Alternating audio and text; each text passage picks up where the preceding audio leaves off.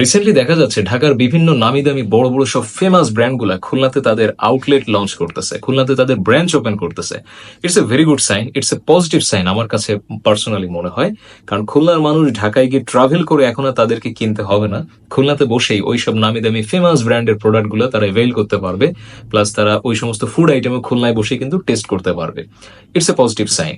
কিন্তু যে হাইপ নিয়ে ওই সমস্ত বড় বড় ব্র্যান্ডগুলা খুলনাতে তাদের আউটলেট লঞ্চ করে, ওই হাইপটা কিন্তু কিছুদিন পরে আর থাকে না। আমরা কিন্তু জেনারেলি এটা দেখতেই পাই খুলনার মানুষ যারা, বিকজ খুলনার মানুষের টেস্ট, খুলনার মানুষের ইমোশন, খুলনার মানুষের বাজেট, তাদের অ্যাকসেন্ট সবই কিন্তু ডিফারেন্ট। দুইটা অঞ্চল কিন্তু একেবারে দুই রকম।